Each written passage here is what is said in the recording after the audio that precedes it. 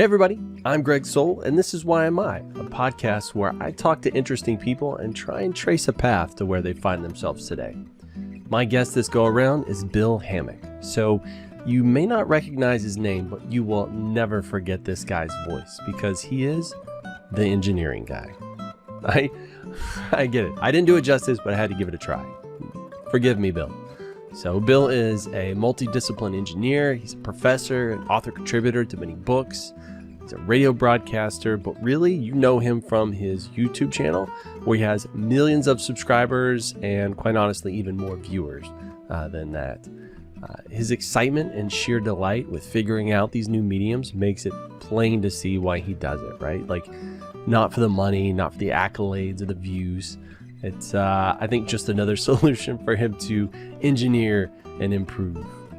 His grounded approach to social media and video platforms has really given me a new perspective to approach my work, which I think is his overall goal. So I think Bill just performed his little voodoo magic trick on me. I think it actually worked now that I'm reflecting. But at any rate, I hope you enjoyed this conversation with my favorite hedgehog, Bill.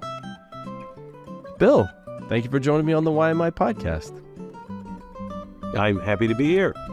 Excellent. The voice, I told you, it's going to get me every time. It's going to take me back. You are, I think, as close to ASMR as I've had on this podcast. I'm sure you've heard that before, though, right? I have. And in fact, the first time I had to look up what it meant, but that was years ago. You know, early days of that concept. Well, for folks that are unfamiliar with you, I normally start my conversations by saying, who are you, right? Just like, how do you see yourself? So, Bill, tell the people, who are you? Well, I suppose the simplest way is just to say I'm Bill Hammack, the engineer guy, which is how I've ended every video over the years. The central creative part of my life is the creation of videos that explain how engineers think and what they do to a general public. And that's the prime focus. That's what I'm going to do right after I'm done here. I think that's the place to start, I'm guessing. Yeah, absolutely. The engineer guy. I mean, I know that's like, I guess that's your tag, that's your internet handle, if that seems weird. And that's how it came about, is we had to pick a web address. And that was one that was available. This was, this is 15 years ago or something. I have to look it up. And there's people that wanted me to do prairie engineer because I'm here in the Midwest, but I can't spell the word prairie. And I thought a lot of people wouldn't be able to. And so it kind of came from that. And I'm pretty sure we used it from the first videos. I'm not, 100% sure, but that is how we end all those. Yeah. Do you feel like that encapsulates you? Like, I'm the engineer guy? Do you feel like that's that's certainly the public manifestation, but like everybody else, I have other roles, but that's the one that you professionally carve out time for, the one that you think about. I'm a father, a husband, a professor, all of those. I was a soccer coach at one point, which was, not a great thing. I've never played soccer before, but they were all 5 years old. So I have other hats that I wear, but that's the one that I guess other than what you do for your children and your family, but the one that I make time for and think about the most deeply. Yeah, and I guess that's the one people would ascribe to you the most, right? They think of you for as, sure. Because believe it or not, I'm sure you know it, you are almost this larger than life personality inside of engineering, but also outside of it, which, to be honest, I don't know that I could necessarily name another engineer off the top of my head other than you. I don't know that. I know it, intellectually, because I do read the comments and respond to them and learn that. But remember, what I spend my time doing is I'm here in my office My studio's across the hall and one door down. It's a room with no windows and a black curtain. It's a place that I love to be. It's a happy spot. My kids like to come there, by the way, and build things because we have all sorts of, doodads in there. And so, and I don't do much public speaking at all. And so, it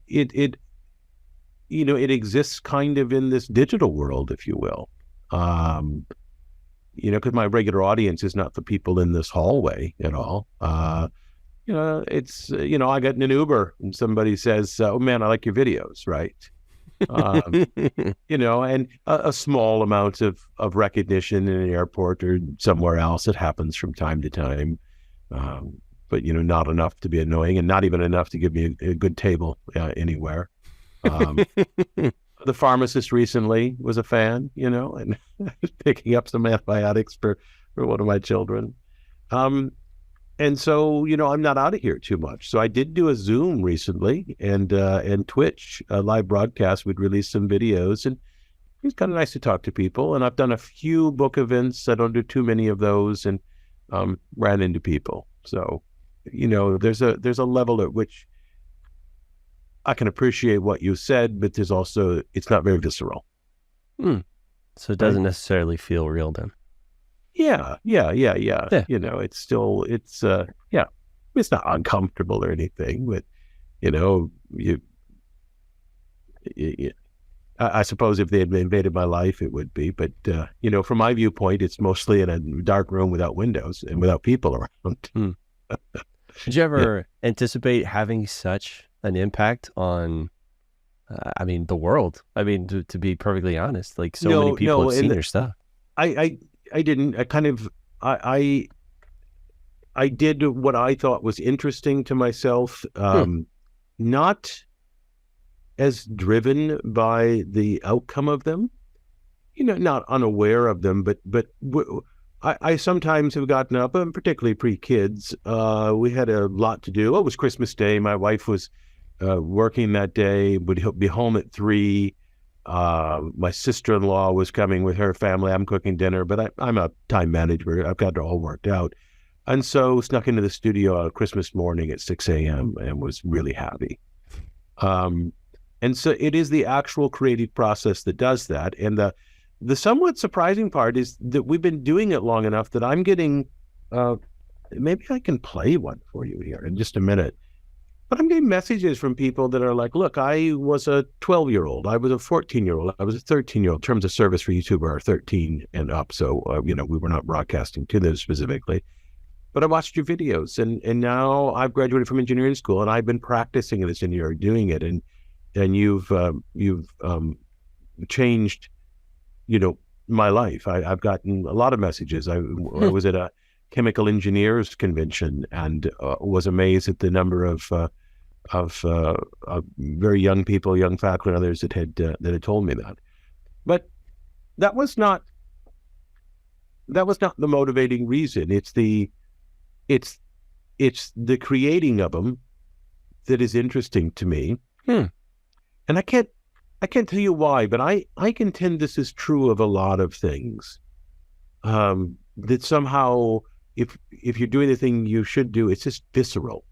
You are driven to do it and you can't answer why. I find this with reading. Why do you like these books? Some that I mentioned in a fantasy restaurant segment that we had. And Nabokov said, they tickle your spine, meaning that it's visceral. And so I don't try to break a lot of that down. I just try to go ahead and do it. In fact, there was an interesting, I can't remember where I read it years ago, but there was a guy named William Goodwin who wrote a political directory. This is, I think, 17th century or something. And he listed intentional and unintentional. And then he made 2 columns beside it. And one was, it does good, it does harm. And for intentional, if you do good, he called that virtue. Intentional, you do bad, that's called vice. And then right below that, you do bad, but it's unintentional. He called that ignorance, and you could educate somebody. And in the other block, which is unintentional but good, he left blank. And then Adam Smith, the political economist, filled that block out and said that we do a lot of unintentional good things, and that's okay. And that was always interesting to me, because in creating these, I want people to listen to them. In fact, it makes no sense if people don't listen to these. Why are you doing this, right? I mean, if you're doing a scholarly thing and it's an archival article and they dig it up 20 years later and realize, that this is a useful thing, because this is popularization that I'm dealing in. So it has to be, it has to reach someone. I just thought it was an interesting insight from Adam Smith. In fact, his book Theory of Moral Sentiments is worth reading. It's not the caricature that we have today of Adam Smith. And so I guess I kind of fit in that camp, is that what drives me to get in there is this process of creating them in some ways, these little stories, these radio pieces, these videos. So it sounds like the creative process is your favorite part, and then everything else is kind of a byproduct, I guess, of that? It is. I mean, and it's not quite that smooth. I mean, I suppose I'm interested in, something strange that you can make a video nobody would watch, or doesn't have much redeeming social value.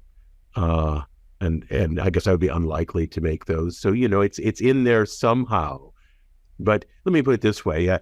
You would think then that I would be eager to run a whole summer program that educated the next generation of engineers, or seventh or eighth graders. No interest in that. It's just not my skill set. It's not what I do. I don't even, I don't really do much public speaking. I do it I try to, I hope I'm done forever. I did one recently. But I try to get that down to once every decade or something. You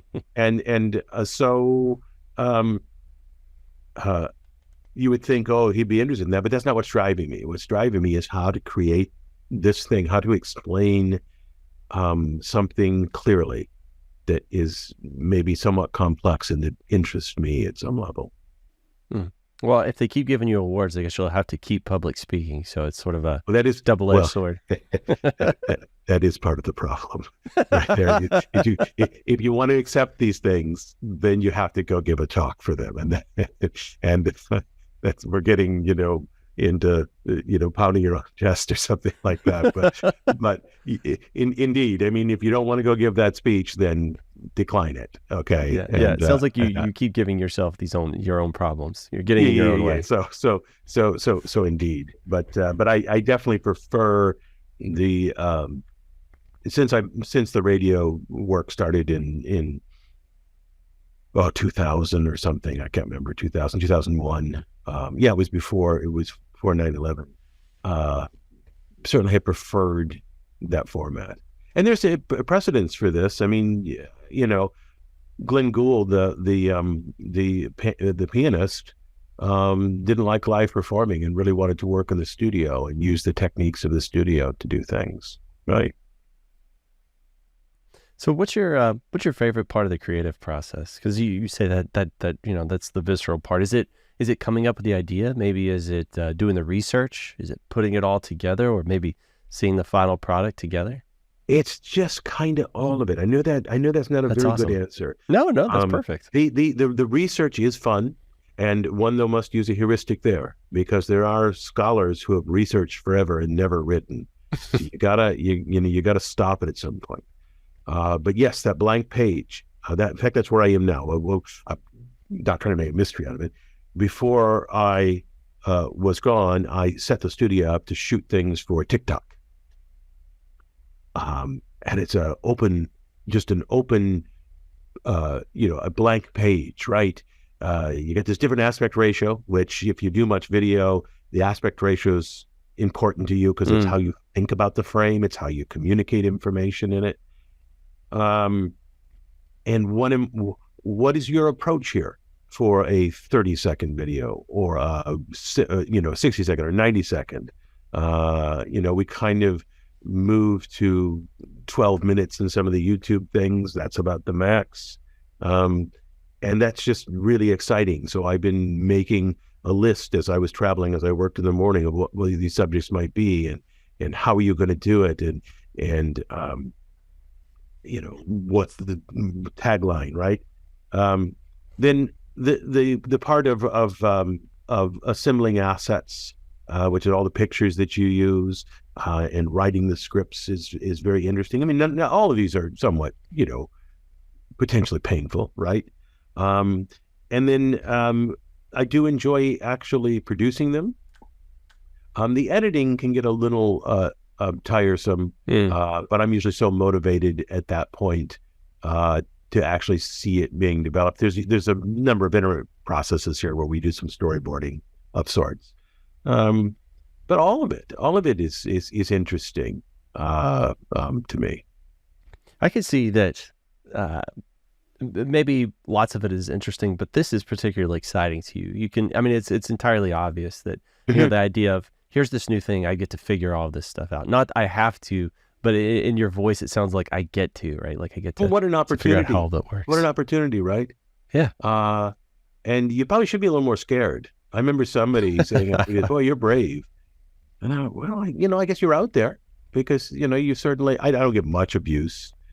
But you'll get people who disagree with you and other kinds of things. But I guess I just thought of it as an open space to just to do something, which I thought was really interesting. I paid somebody that same compliment one time. I said, wow, it's so brave you're putting yourself out there and doing all these crazy things. It's like, what made you think you could do it? And their response was, well, I never thought I couldn't do it. Well, I think that's it. Or you didn't reflect. Yeah. I mean, the radio work, I just simply wrote a letter to our local station, and was prepared to sell them on the day, and they said, well, let's start Tuesday. Okay. And I did love, in some ways, I still think radio is my favorite medium, but it's a long story. Well, it's a good thing I'm here for a good story. Yeah, well, I don't know if it's a story. I don't know if it's that interesting, but there's ways in which that's still a favorite medium, and there's ways in which it helps the video work immensely, and there's ways in which it handicaps it, and we have to watch out for it. But radio is a great training ground for writing because you have nothing else. I remember I used to go to these meetings where all the science broadcasters were, the Discovery and the PBS Nova and Learning Channel. So this was a while ago. When they learned I was in radio, they were just like, oh my God, how do you do that? No image, right, to work with. And so it was great. And that's helpful because there's techniques that we import from that. But the negative part of it is that we have to remember there's an image. So there's a step in the process where we remove radio from the scripts because I'll be like, this is a pen, right? And then talk about it. Instead, this is great, whatever it is, because in video, your topic sentence is your image if you're doing it correctly, right? But it was a long process to get there on video. In some ways, it was not a congenial medium for me, but learn to enjoy it. Trial it. I kind of I think I know what you mean on this. So I used to my wife and I used to be wedding photographers. I've worn a lot of hats over time, and we would do. You are dealing with massive emotions. I officiated one wedding. It went well, but that was the last one I was going to do. Anyways, you're wedding photographers, yes. Yeah. Well, I used to, we would put these kind of collages together at the end of it, and I would set it to music, and it wasn't even fair. It was like I knew I could make people cry so easy because I had the power of image, and then you set it to music, and it just becomes this emotional thing because it just sort of envelops people. And I learned that that's easy because you're cheating. Right? You're hitting all these senses. And then I learned that if you really want to challenge, you have to do it just using your words, right? Can you still evoke emotion? Can I take this feeling that's inside of me and can I put it into somebody else or convey this complex topic, right? Because I'm also a technology person, and that's the main part of my job is taking complex concepts and make them digestible to regular humans, right? And it's like, how do you do that using just your words? It is incredibly difficult, but it is the thing that makes me feel the most alive, the most jazzed up. I love the challenge of that aspect. I think you have really got to what is the fascinating part. And one thing that I think deeply about in any of these media and radio and video particularly is the structure, because the structure is kind of everything, and how you want to bring a person through that. And that structure actually is really hard. I actually write. Well, first of all, I use. I have a set of notes that I print out when I'm writing, depending whether it's a book or whether it's a video. And one of the pieces for video is from Trey Parker, who created South Park. Right. Yeah, and this is something that I use regularly. And he wrote and he said, look, when we write an episode of South Park, and when anybody writes something that is to compel, you got to be careful you don't say blank and blank and blank and blank. You have to say, if this, then this, if then this happened, and then this happened from that. And you've got to link those together. And so I bring that in because in radio, what I learned, and this was from an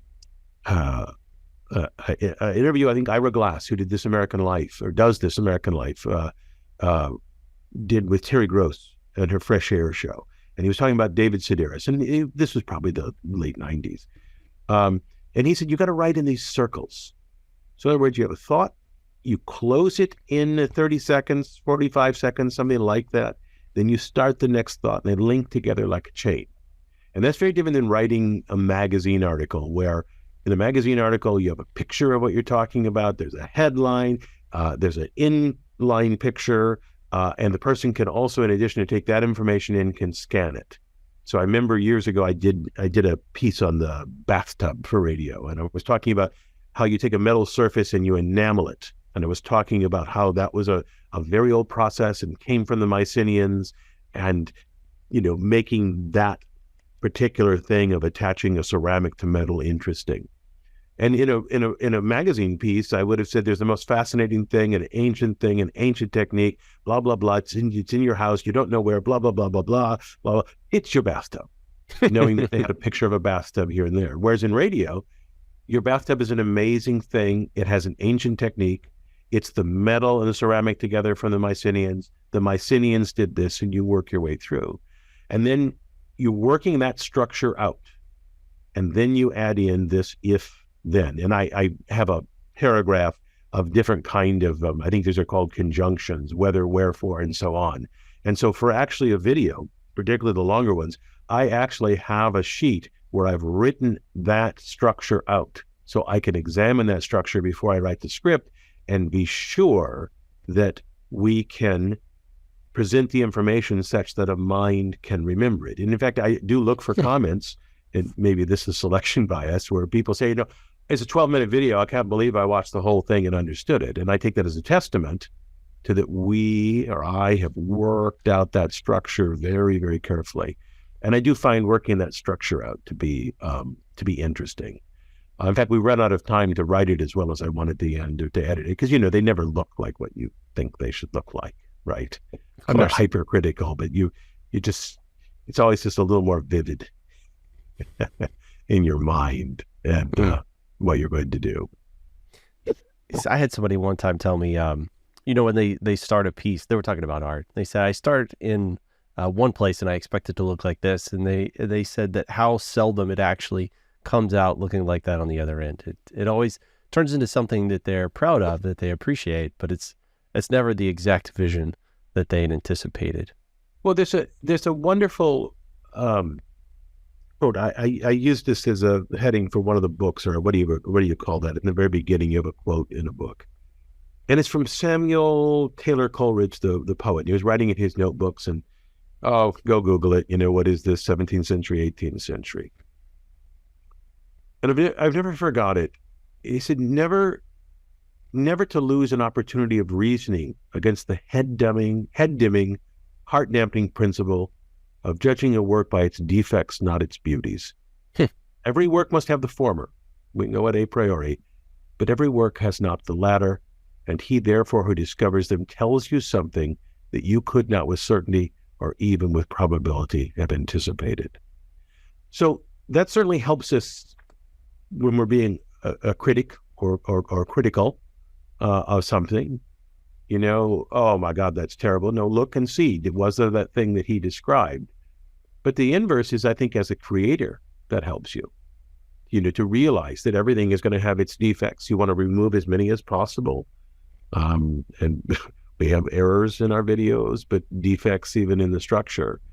But with the hope that you have left that, that bit, that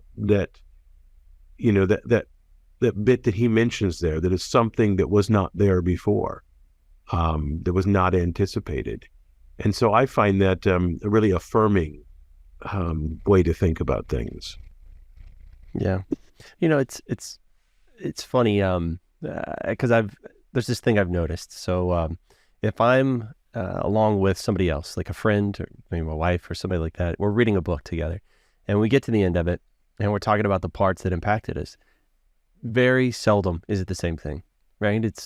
We'll pull different things from a work. And so like when I do these podcasts, I've always been loath to, and I generally almost never edit anything out of them, because just because something doesn't necessarily scratch that itch in my brain doesn't mean it's not going to do that for somebody else. And so I'm always loath to pull anything out, because that might be the very thing that they would take away, right? That could actually really positively impact them. And so I always hesitate to, to me, kind of the mistakes or the little flubs, that's the humanity, right? That's the the person on the other end putting their mark on it. So it's like, it always bothers me to do that. Well, Ira Glass, I had mentioned This American Life. He began to leave in some of the stutters and other things from his stutters and stammers and such from his narration in order to give it a more realistic, more authentic sound. And it's kind of interesting to listen to that change, because there is the temptation, and I think that happens here too, to overproduce. So you do have to let go. And I should note, we do try to get defects out. We have about 2,000 advanced viewers. Anybody can become one if you sign up. And we send you a storyboard version of the video where we've got all the ideas and we've filmed the things we want and asked for comments. And that saved us from grievous error, and also helps with that structure. Because there's kind of two types of viewers of those. One, we do get the expert viewer. They're like, hey, this is reversed, or, you really shouldn't say it like that. But also we get the person who's not familiar with it and just says, well, that didn't make any sense to me. And you really want to know that. And so we do kind of build in opportunities to do that. And typically, a recent video we released was 12 minutes. The original ran 16, 17 minutes. And so there's often they get cut down and changed because of that. So something you kind of touched on there is something I think I read one time called the burden of knowledge. So when you're explaining, that comes from the two brothers. What is the name of their book? It's got an orange cover. You got me. I'm sure I heard it from somebody who heard it from somebody. Oh yeah. Actually, it's kind of foundational for what for what I do. Made to stick. And I actually took that book and I digested it into 4 pages, and I print that digest out and often review it. And they start out with the burden of knowledge. which I've interrupted you with, No. but I recognize the phrase, and it is the key, engineering science communication principle. Yeah. Well, give right give everybody listening kind of an idea of what the burden of knowledge is. Well, so the example that they use in the book was they said that we give somebody a song, we whisper in their ear, and we want them to tap the rhythm out and have the other person recognize the song. And so you're tapping it out, and you're getting that song perfectly in your head. And the other person's like, I don't know what the heck you're tapping. And so we and this is something that as a popularizer, one does well, where the expert struggles, the expert in the area, is they want to give you all the qualifications and things and worries. And instead, the popularizer strips it down to what it is that you need to know. And there's a burden of knowledge that expert has, like, well, I'm going to say something about concrete, but there are some concretes that don't blah, blah, blah, and it's like lost at that point. Right? For sure. A lot of the people I'm talking to, so I've been speaking publicly about technical subjects for a long time. And so I end up kind of mentoring folks a lot of times. And I like to think of like a peanut butter and jelly sandwich. It's like, you know how to make it, but imagine this technology that you're working on, something that's so foreign, nobody's ever heard of it, right? You did. And so they have no idea how to make a peanut butter and jelly sandwich. And you say, oh, well, you just take the knife and you get some peanut butter and you put it on the bread. Well, they're going to attempt that and it's not going to work because you didn't tell them to open the peanut butter jar, to grasp it in their left hand, use their right if that's their dominant, unscrew the lid. It's like there's all these little steps that you assume is common knowledge, but to this layperson, no idea, right? And so you understand all these things, and I've noticed that in technical documentation and technical writing. Not yours necessarily. I've just read, what was it? The Things We Make. I just listened to that. I was doing a lot of driving myself recently. Oh yeah, yes, my book. Yes, yes. I recognize that. Yes, your book, you maniac. Yeah, the thing you wrote. I'm actually updating it or correcting it for the paperback edition. They want that by mid-June. It's in my hand right here, but we won't cheapen the podcast by me holding up my book. But it is a corner of it. It is a corner. Okay, I will edit it in right so that anyways, yes, as it appears if you are holding up the book, showing Correct. it. I did listen to the audiobook version. The only thing that disappointed me was that it wasn't your voice narrating, and I totally understand you got a professional audiobook person. Well, the publisher did. The way those contracts work, is I don't have the rights to it. I have no objection to my publisher and what they did, but very early on, when you agree to write the book and sign the contracts, they control the presentation, the look of the book, the title, and any audiobook, right? So that's a legal thing. Yeah. So going through that, I didn't feel like there was any burden of knowledge you had in there. You were very descriptive on all the things, and we were conscious of that, right? Slowly walked people through, with the understanding that people would find you, knowing how well you describe things, and you would ease people into that.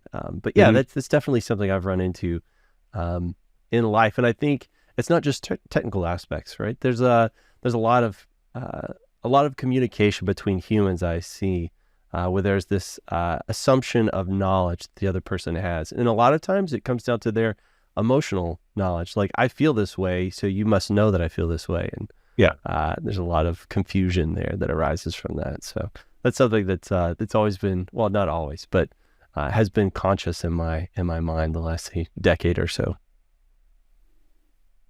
But having mentioned your book, I did find it very interesting. It felt very Bill, but a much longer version, which was nice. I did enjoy the audio version. I don't read as much as I listen, so hence why I do a podcast. I love people talking in my ears. But I did get a sense of something that I didn't necessarily pick up from the videos. And I assume it was intentional, is that it felt like you're very much trying to show the world how important engineering is and how they differ from science. I guess there's a conflation that happens of science does everything when in fact engineering and rules of thumb kind of help propel the world forward, and then science plays catch up sometimes. I found that. I'm not sure if that was an intention or is that a correct read on some of that? Oh, absolutely it is. But what you're looking at, and this is what interests me as a media person, is the book is a different medium than the video, right? And so what are the differences? And this fascinates me. So when I move to a medium, and I'll even say that I think TikTok and Twitter and YouTube and other things are all different media in that they have their own sense of grammar and things that you do in them. In the book, and what people want from a book, and I'll quote my editor, is theme, theme, theme, theme. What's your theme? And you stated my theme. And we want to reinforce that, and we can have more and more details about a theme, and that's what a reader wants. Whereas in the videos, and it's exception because I had a set of videos that went with this, and I am proud of them, but I don't think that works as well.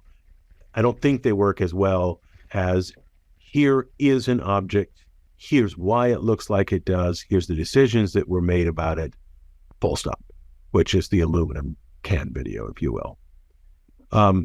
So the YouTube reader, when I dealt with theme, and if you'd like, the book's form is an essay.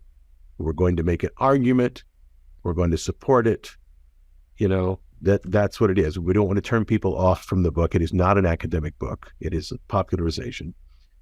In fact, I dedicate the book to the academic who laid out a lot of the ideas. The framework, of course, he did it in about 45 pages, very dense pages. Is that doing theme and an essay doesn't fit with the video, because in the video you want to strip this to the minimum. And then when people ask a question about it, for example, we did one on the fiber optic cables that go across under the ocean. We did it about the first one called TAT8. And we want people to have, we can't tell them everything, so we want you to have a well-formed question. So a well-formed question might be, how did you get power to that cable? You didn't say that. Well-formed question, excellent. Has a copper sheath throughout. We didn't mention that. Conducts electricity.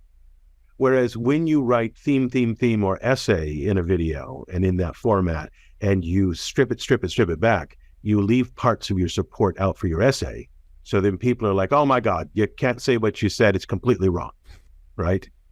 And so there is a little note in my head that I'm not sure how many essays I'm going to do on YouTube anymore, and really continue with the, here's how they make color photography, here's what you did in order to make it, and maybe a little bit of the theme part, right? Does that make sense? Yeah, it sounds like a very complicated process. I see why you make so many notes on various things, like depending on what medium you're going to be facing, because it almost sounds like you kind of approach something backwards, because you were talking about a video, you might start with, or you said a magazine article, you might start with a picture of the bathtub and then talk about it, and then, oh, by the way, it's your bathtub, because that image is already in front of them. Right. Whereas it sounded like if you were going to do it on radio, you're going to say your bathtub, right? So you're starting, you're placing that image in their head and then giving all your, and so just having to keep track of all these, it seems exhausting to me. What do I say? I think it's the fun part. Look, obviously I've in the getting to this point, I have figured out what it is that I like to do and do well, and that other people absolutely don't, right? The punchline here is you should take any medium that you're going to use and play with it for a long time, as long as you can. I've had TikTok on my phone the last 6-7 months, playing with it, picking it up. What happens? What do they do? What goes on? And your viewers already know all of this. I'm an old man, so I'm kind of just getting into it. But also, I may be looking at it with a different eye of a creator, asking those questions about grammar, knowing the grammar is there. And when I moved from radio to video, the first thing that I did was I got a video camera. And they gave me this space over here. It was dilapidated studio space, and we kind of cleared it out. And I lay on the floor and I shot all sorts of things and just learned how that camera worked. I read a book called The Grammar of the Film Language, right?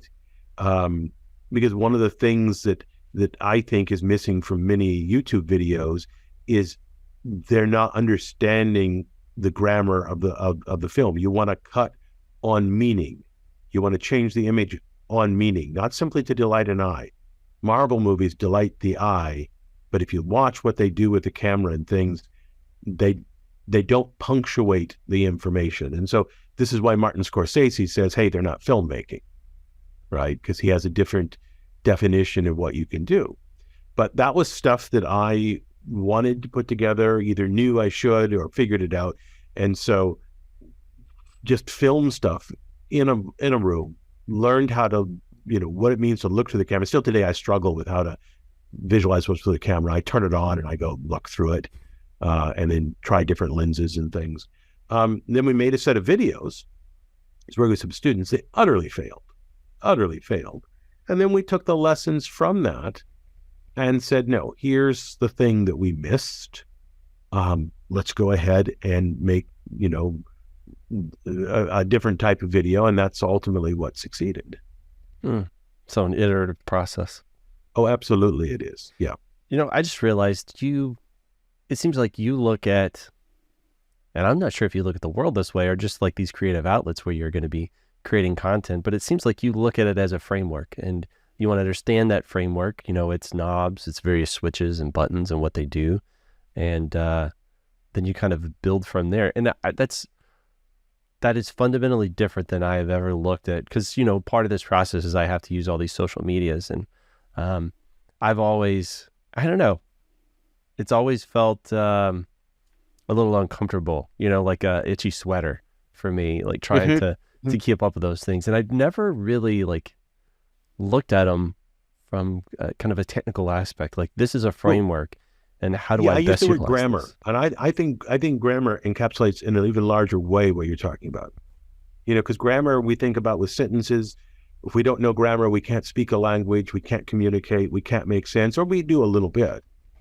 And so grammar incorporates the technical aspects you're talking about, which interest me. Shooting in 4K versus HD, what you do, right? Why do you use one particular lens? But those all come back to the grammar question, which is a meaning question about how do you communicate something to somebody, and how do you use the visual image to do that? And I mean, nothing critical here, but you and I are on video right now, and you're not doing anything interesting with the video, particularly. You know what I mean? Yeah. It's talking heads. It's fine. It's fine. In fact, I'm not sure that people want a steady cam focusing on either of us and revolving around.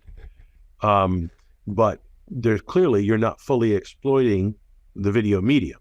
This is a way to record audio, and some people like to look at a face, and that's fine, right? And so the questions that I'm asking about these media are kind of how do you wrench more meaning out of them or more effect? So one thing we do with our videos, at least I do, is when we finished one, before I had kids, I used to go do it in a bar, and now I just do it in a playground where you can't hear very well. And I watch the videos and I ask the question, did it communicate anything to me? And in fact, if we watch this, again, not being critical of you, but if we were to watch this on our phone, it wouldn't communicate much to us other than there are two men speaking, right? Yeah, absolutely. And so I want to know is how much information could I have got from that video without the voice track? Yes, you need the voice track, it's better, but is there any information? How much is it? And if it gets too low, if it's too much of this, chat, then that's a problem. But remember, I dealt with these things in radio, and I think they're more acute because my progression was, 200 pieces or so for public radio, and then moved into to video, right? In 2006 or 7 or something like that. Yeah, for sure. Yeah, I did podcasting forever, and then people told me, we'd really like to see your faces, and I said that's bizarre, but okay, we can do that. And I can understand that. Shifted and then pushed that, and it's so funny how different people take in information differently. So absolutely. I just thought, in fact, one of the many formative books was a book by David Ogilvy on advertising, So I read about advertising and did it 20 years ago, 25 years ago, because that's a component to popularization. Mm. You know, you make stuff that people don't want to look at, you got trouble. And one of the points they make in there is if you have to have a photo in your ad, make sure it's a human face, right? Because we love human faces. We look at them, we read them, we understand them. In fact, I heard an interview with Jack Whitehall that, you probably know him, a British comedian, actor. But he said, yeah, oh, geez, I hate when I see printed interviews of myself, you know, because the irony comes through, the humor, everything doesn't, because he communicates so much with his face, right? So he would prefer audio or video for that reason.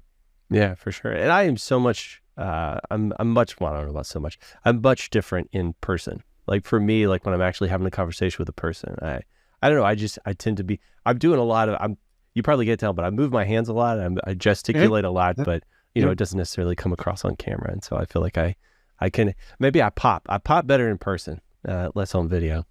Well, I think it depends on the person. Terry Gross, Fresh Air, does not want a guest in her studio.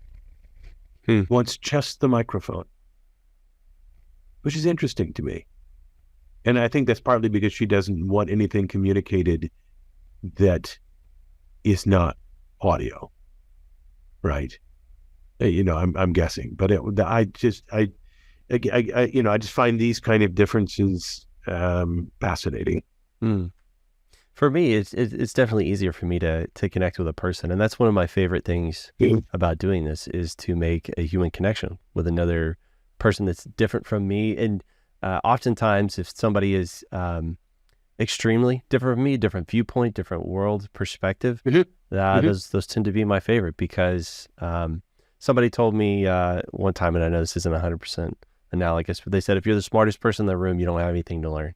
And so I want to be maybe culturally dumb, right? Just but the root of your podcast is not interview. No, the root of it is conversation. It's just talking to somebody. Yeah. Right.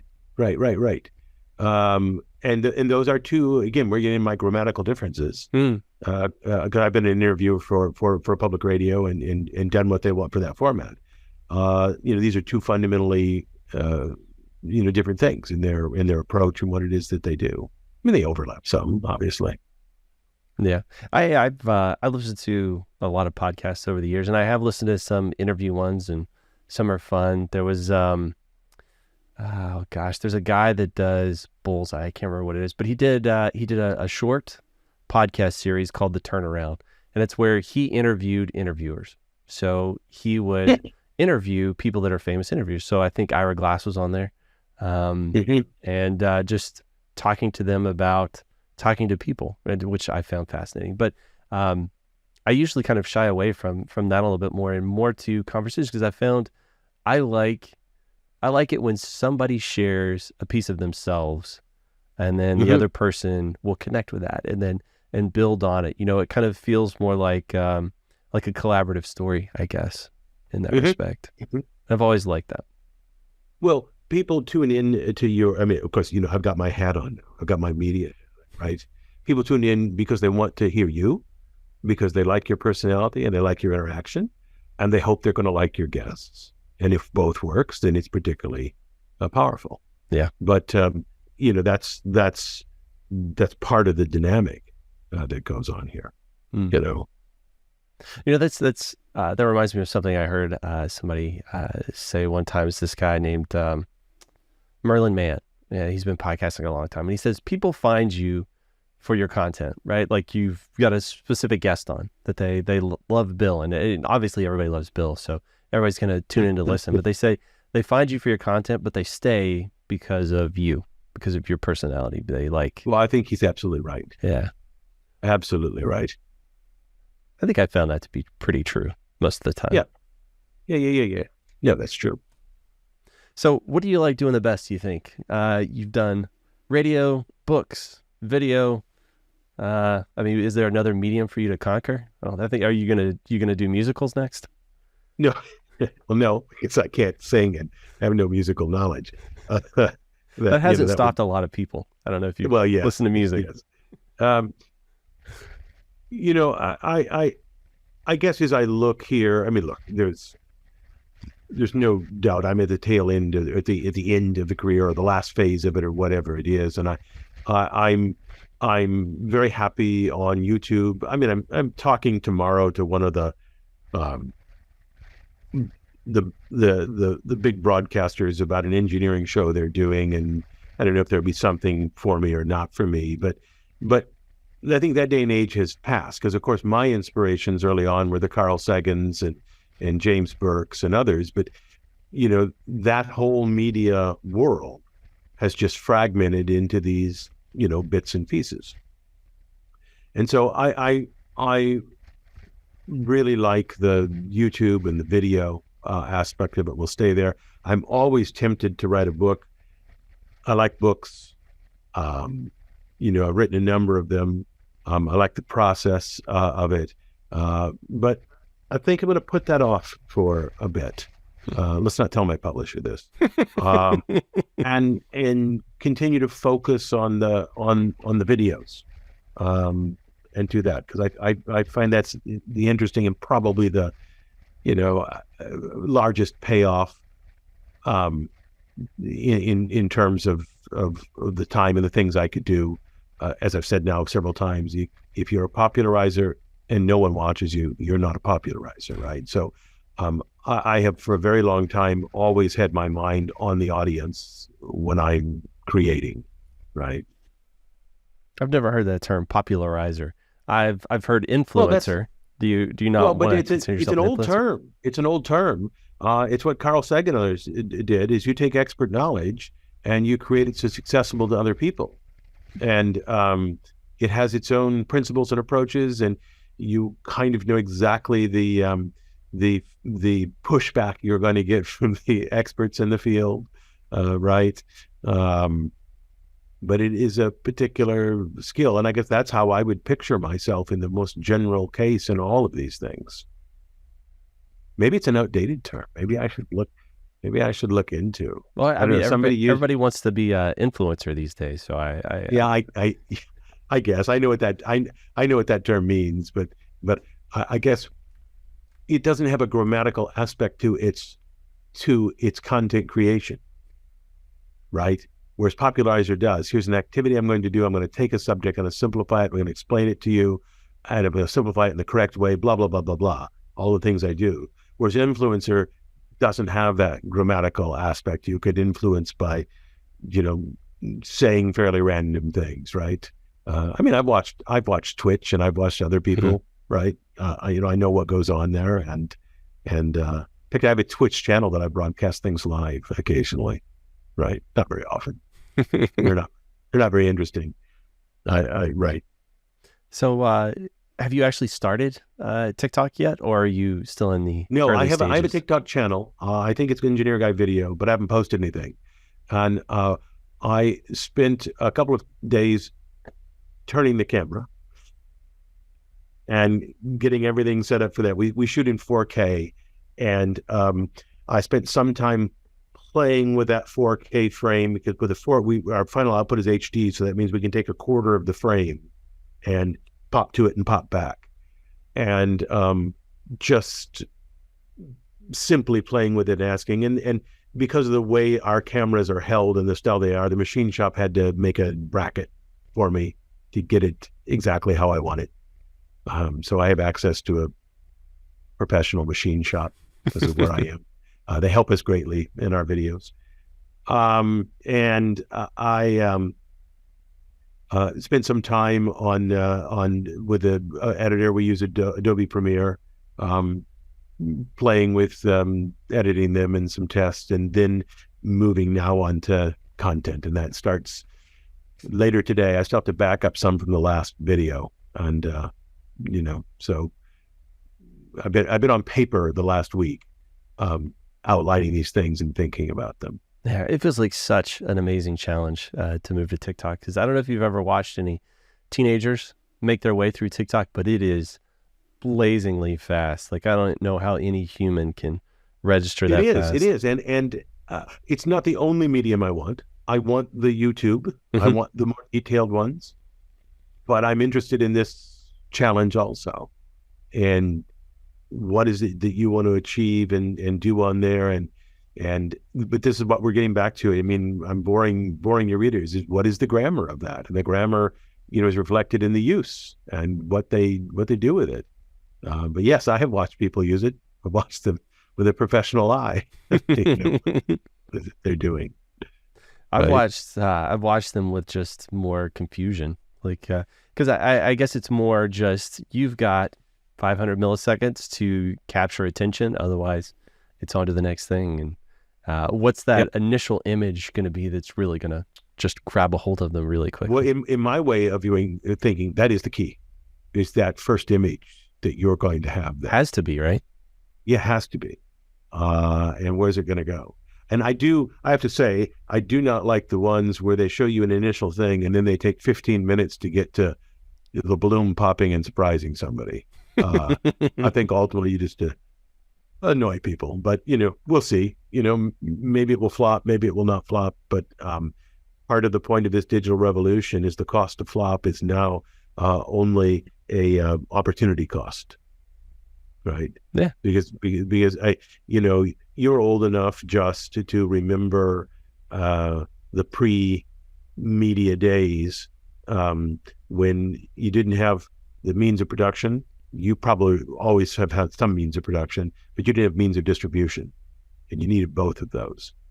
And YouTube revolutionized that and other digital delivery, which is why I made the jump from radio years ago. I got tired of the gatekeepers and had kind of gone as far as I could in that. Yeah, you were one of the early adopters. It sounds like you get to the new mediums pretty fast. Well, so what had happened is I had done the radio, as I said, 200 pieces or so, and 5, 6, 7 years, I can't remember what it was, and I was headed to DC on a break from here. I actually worked at the State Department for a year. It was kind of interesting. It was a program that they had, and got me out of here, and was thinking about it. And I listened to podcasts, and I'd listened to On the Media and others, and they were talking about new media and how it works, and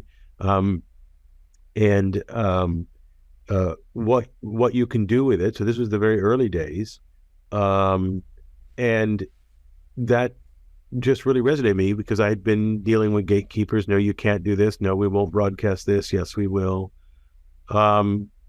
And when I returned, I just wanted to start to play with that, to play with no gatekeepers very early on. And in fact, I did a lot of reading on new media that was available at the time, wrote a short book on it, which was really my own notes to say, how do we think about this thing? What is it we're trying to do with this thing? And so there was an analytical approach to it. And then, as I said, we could not master the content production and the approach to it. And then once we finally got that approach down, and it's obvious when you think about it, and then things took off. So you said no gatekeeper several times. So I'm wondering, how long have you had this anti-authoritarian streak, or is it more you just you felt like you had a vision for something and you just had all these people saying no? So I should note, by the way, to lack gatekeepers can present a lot of problems. We have people that are saying things that they shouldn't say, that maybe in the past they wouldn't, and you and I can have a discussion about, well, maybe it's good that we knew they were like this. That's a long discussion. I actually truly don't know how to settle on it. But I was in public radio. I wanted to move beyond the small pieces I was doing, and I would do some for Marketplace, and occasionally would talk to I think it was Scott Simon. I did once or twice. That may have been a little after that on the weekend edition, but could not get to do bigger things that I wanted to do, just because the gatekeepers, did not want to do that. So what do I mean by gatekeeper? So when I was on Marketplace, I produced here locally, and I produced a piece every Tuesday, and they would largely broadcast whatever I wanted. I mean, certainly if it was something inappropriate, they wouldn't have broadcast it. But then for Marketplace, then you say, okay, well, I like this commentary. I'm going to send it. And I send it to a woman named I can't remember her name now. There's another name coming up.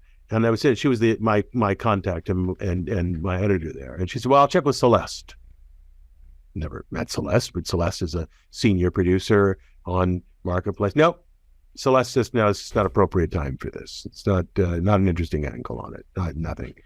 And so that's what the gatekeepers were doing. And that's how they keep their shows with a correct brand and running correctly and all sorts of things. So they're not necessarily a bad thing, but I couldn't produce larger or deeper things that I wanted to. And so that's why when I heard that, it began to appeal to me, because then I could create in the way that I wanted, with the caveat that you can create in a way that you want. No one wants to watch it, right? I mean, this is always a danger. And it happened to us at first, and then, figured it out. Sorry to be so elusive. We made silly videos at first because we were not taking seriously the medium. And then we realized that the secret sauce here was the same sauce they give you for dating, which is be yourself. And if you're an obese middle-aged man and you like to talk about pop cans, then do that. Right? Now, that is also, though, you can see that for a gatekeeper, hey, we got an obese middle-aged man who wants to come here and talk 12 minutes about pop cans. They're not going to do that. Right? And we have other things that, as an obese middle-aged man, I did that didn't do as well. Right? So in the new media, it's a different thing, because you kind of try and select and see what works. And there's a way in which we weren't taking the medium seriously. The other thing we did is reduce any amount of humor. You don't want to be humorless, but humor actually in a mass medium is puts off about as many people as it turns on. So you have to be very careful with it. In this conversation, you and I can be funny, and we can enjoy stuff. We can read each other, but in the kind of things that I'm doing, it may not translate all over the place. I mean, there's the famous thing that they do with popular music. I don't know if they still do it, but they used to play popular music to people and have them rated on 1 to 10. 1, I hate it; 10, I like it; and then in between. And obviously, they tossed out all the 1s, 2s, and 3s, but they also tossed out the 8, 9s, and 10s, under the theory that if it's so peculiar that it appeals to people this much, it won't appeal on the average to people, which is kind of an interesting principle. Now, we don't want to dumb down, everything, or have nothing be unique, but you do have to ask, where's your unique content? And mine is in the kind of things that I'm talking about, and not in the sense of humor, right? And so, that was a conscious decision, That's interesting. Very interesting. It also makes me wonder what, I just kind of sparked like some little piece on my mind. Like your wife and kids, what do they think about all this, Bill, this famous side of Bill? Well, my wife, who I think is very insightful and does exactly what she needs for this, pays very little attention to it. Somebody said, how did you like Bill's recent book? And she came to me and says, I don't know, should I read it? I go, no, you'll be bored to death with it. She's trained as an engineer, by the way, worked as an engineer, and is a veterinary oral surgeon now. She says, to watch your videos and things, it's kind of like your friend who has a rock band. It just isn't them up there. And so when I go home, my job is to unload the dishwasher and cook and do all those kind of things. My kids are somewhat aware of the videos. They're quite young. The oldest is in 3rd grade, or will be in 3rd grade, and I have one younger. I occasionally have to watch the videos when I'm working on them and things, and they will see them and oh gosh, that's Daddy, and they know a little bit about it, but it's not really for them. What they think 5, 6, 7 years from now will be an interesting question, right? Yeah. At first, my wife, I really wanted her to watch. I wanted some critique. I wanted some feedback. Honestly, I wanted feedback from somebody I trust. And she has so little interest. She says, I don't like people talking in my ears. So it's like the podcast medium is not for her. Yeah. And then I learned it's just, that's not a thing there. Somebody once told me, though, it'll be interesting because parts of me sneak out of on these podcasts all the time. Like when you're having a conversation with somebody, and they said maybe one day, like your kids or somebody like that, when you're long gone, they'll look back and then still be able to kind of see pieces of you. I thought that was kind of an interesting sentiment. I had never really thought of it that way. Well, I do wonder about that. I mean, look, I'm the oldest father in the park. There's no ifs, ands, or buts about that. And so there are many, many, many positives to being an older father, older parent. The big negative, we can all figure out what that is. Yeah. You see much less of their life. And I do wonder what will be my kids' relationship with those videos. Will that be something not interesting and dim and distant? Will it be some essence of their father that they liked and loved? And I'll never know. But I have that same question now.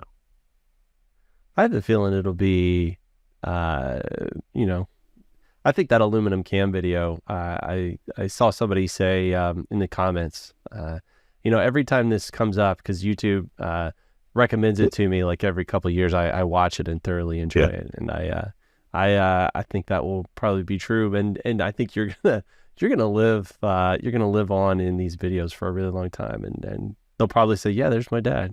Yeah, it's like, no way, really? And we are, yes. We are as surprised as anyone that did as well. We would love to know whatever the secret sauce is, and you could unwind it and you could think about it, but you just have to keep producing and doing. But yeah, that's the gift that keeps giving, isn't it? There. And by the way, if we're mentioning that video, one of the things we work out with every video is some kind of grammatical principle, my favorite topic again, and one of those is how we're going to transition between stuff. And we go around a set of tables. And of course, we're talking about a can that's round, right? And so there's a way in which we embed at some subliminal level the concept that we're talking about. Wow. And we don't always do that well, but and I'm not saying that's the reason for the success, but that's a proud moment because, we could, how it is, but your success is everything is correct, right? Yeah. Well, no matter what there wasn't. I think there's eerie similarities between the atmosphere of your fantasy restaurant and the setup of that aluminum can video. There is, isn't there? Yeah. We've got somebody sitting at each of those tables, and those are television tables from Walmart. I went out and bought them. we needed something to shoot with, and Steve Kranz, who developed the video with me and actually did all the heavy lifting on it. Thought those would work, so I went out there. They're still in the studio. I have everything still in the studio and labeled, and all the pieces and parts. We keep them forever. Yeah. So apparently, you designed an atmosphere that is your ideal, and apparently it appeals to a lot of other people as well. Yes, apparently, yes.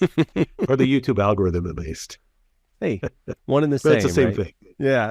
Exactly. I mean, that's right. That's funny. Yeah, I always, or I don't know, always, I say always too frequently because it's not always, but I have often thought about legacy and how what does that mean, right? Because I've told people before, I'm never going to have so much money that my name's going to be on the side of a building, or, I'm never going to have a foundation named after me. So it's like, what legacy will I leave? And I've learned that if you want to change the world, you do it through people, right? And just one person at a time, these slow ripples. And the bigger that audience you can build, just the more opportunity you have. And you have an amazing opportunity. I think that's so cool that you can do that. But also the fact that you're also so giving of your time and energy, the fact that you're saying yes to me, which was an absolute surprise and a treat. So I think that's so cool that you are very giving of your time in this regard. I think I said to you, I was surprised to say yes also. But I had gone and looked at some of them, and I liked the approach that you were taking. And I thought that you were inviting interesting people. For example, and it was the most current one, a woman who specializes in sign language of comedians, sign language interpretation for comedians.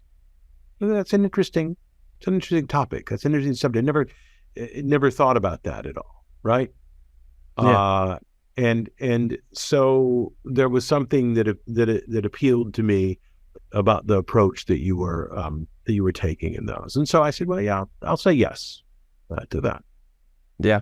I've learned that much like don't be the smartest person in the room. For me, anytime I can surround myself with people from different backgrounds, different areas, they give me a perspective that I would have never had before, and it gives me just more tools in my toolbox, I guess. I have more things I can approach new situations with just to be a better human. I had a conversation with a guy at the oil change place a while back. Believe it or not, he had a big sleeve tattoo, and went from there to, he said, it started from there to he wanted to be a better father. And I asked him why that was so important.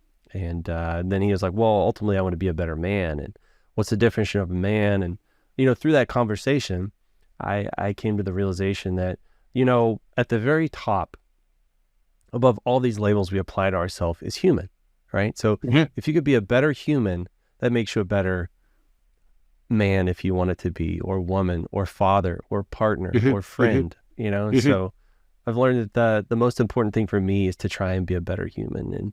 And this honestly gives me an excuse to make that connection with people and be a better human, little piece at a time. And if I can carry a couple other people along with me, man, I feel like it's a special thing. Yeah, I enjoy it. Well, you've had some just fascinating guests. I mean, the way that you have picked them out and chosen them, and there was parts that that was an aspect that appealed to me. That I thought they were interesting people, that you had a unique reason that you wanted on the podcast. The person is being 10,000 people, right? I think it was Rob Lawless, if I remember right. Correct. Was a recent one, but even some actors that have been in minor roles that I had seen, and but have had steady careers. That's interesting. Wasn't it a person who played a brother in Community? Yeah. Oh, yes. Yeah. Spencer Crittenden. Yeah. Well, and interesting. So, I've seen him on there, but what more is there to him? What more is there? What is his approach? How did he get there? Which is the point of the podcast. And I guess that appealed to me. So I thought it was interesting. I like a good sitcom. So I had watched Community. I think that's where television excels, is actually in the 22-minute sitcom format. But yeah. I love people's ability to always surprise me. There's always something surprising in there. Like, you make a guess at why they do the things they do, and I love it when I am completely wrong. I love a good turns out. Maybe that's what it is. Yeah. Well, I tell you what, Bill, I have consumed inordinate amount of your time, and you are such a kind person to me. And I say this often, the greatest gift anybody can give me is the gift of their time. And so I truly appreciate it, especially as a stranger on the internet coming at you out of left field. You were extremely kind in that respect. So right here at the end, I like to ask people, is there anything you would like folks to check out specifically? Any social media, any new book? We'd already kind of talked about that, but any projects you got going that you'd like people to check out? Well, TikTok is the only one right now. I'm a hedgehog, not a fox. So I tend to focus on one thing and understand it, and then build on that understanding later. People have different ways they operate through the world, and you've got to figure out which one you are and then maximize that part. So it's the TikTok, and we'll see where that goes. All right, I will forever think of you as a hedgehog, Bill, and I will. It is. It comes from Isaiah Berlin, and it's a fascinating concept. And I have had department heads that were foxes that just could not understand what I was doing and why I was doing that. But it's a wonderful distinction. Absolutely. All right. Well, let me hit stop on all this stuff really quick.